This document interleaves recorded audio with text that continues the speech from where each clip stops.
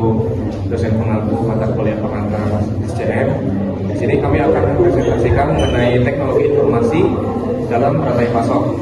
Sebelum kita mulai, izinkan saya memperkenalkan diri. Nama saya Dinali Saputra dengan NPM 65324004. Nama saya Trimulana Sulastri dengan NPM 65324037. Nama saya Siti Zadat Rafia dengan NPM 65324090. Baik, kita bisa langsung mulai aja. Pada rekan saya, silakan.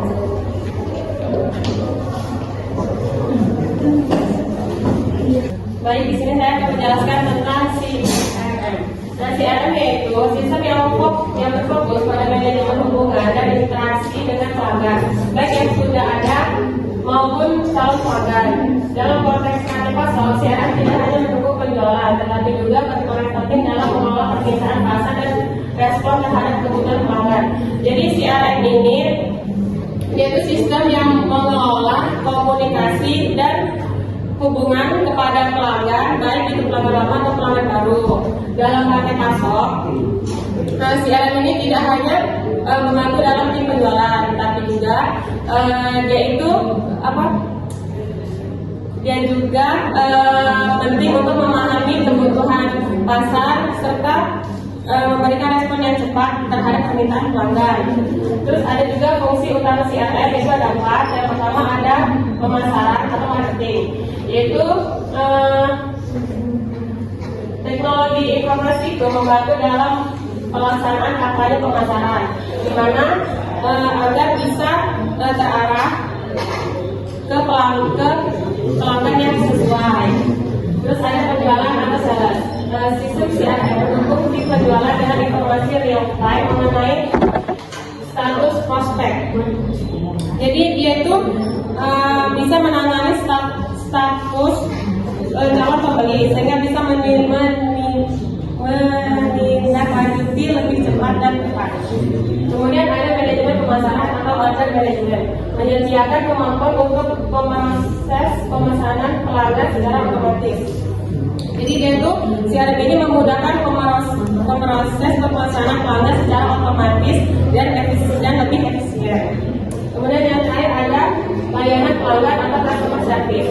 CRM mendukung pelayanan pelanggan melalui sistem tiket, pusat bantuan daring atau call center. Ini memastikan bahwa setiap keluhan atau pertanyaan dapat ditangani dengan cepat dan efisien. Di mana CRM ini yaitu mendukung layanan pelanggan melalui chat, email, atau call center. Jadi setiap ada keluhan atau pertanyaan bisa ditangani dengan cepat dan efisien. Berikutnya ada di SCM.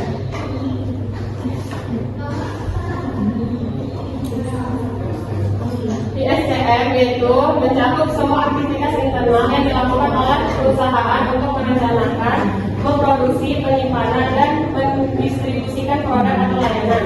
Proses ini adalah inti dari operasi pasok dan efisiennya sangat menentukan kecepatan serta akurasi pemenuhan pesanan. Jadi maksudnya itu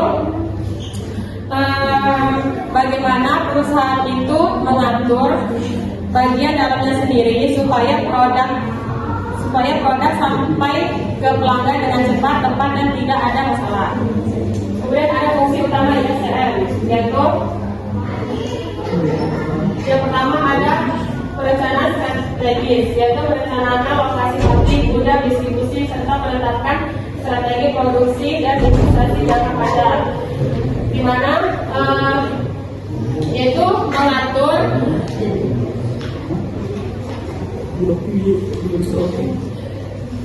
di mana dia itu yang menentukan lokasi gudang serta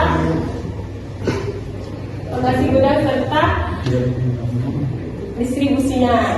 Terus kedua ada perencanaan permintaan dan pemasok,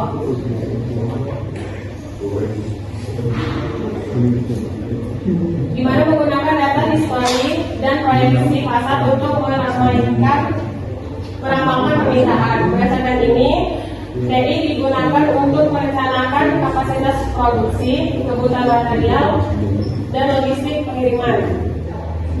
Jadi dia tuh menggunakan data penjualan sebelumnya dan perkiraan pasar untuk mengatur kapasitas produk, mengatur kebutuhan bahan baku, dan mengatur jadwal pengiriman. Yang ketiga ada pemenuhan pemesanan, yaitu mengatur proses pengambilan barang dari gudang, pemesanan, pengemasan, pelabelan, dan pengiriman ke pelanggan atau distributor. Teknologi informasi mempercepat proses ini dengan menggunakan Warehouse Management System atau WMS dan Transportation Management System atau TMS. Yang dimana maksudnya yaitu mengatur proses pengambilan dari gudang, pengepakan hingga pengiriman ke pelanggan. Terus yang terakhir ada layanan lapangan, di mana untuk produk yang memerlukan instalasi atau pemeliharaan sistem file service menyediakan jadwal teknisi, pelacak status pekerjaan, dan feedback dari pelanggan secara digital. Jadi produk yang perlu dipasang atau diperbaiki di tempat pelanggan, sistem digital juga bisa membantu mengatur jadwal teknisi, memantau satu pekerjaan, dan menerima feedback dari pelanggan. Selanjutnya, baik teman-teman, sesi sudah kami tutup. Terima kasih atas pertanyaan dan perhatiannya. Dan mohon maaf atas kesalahan selama ini. Wassalamualaikum warahmatullahi wabarakatuh.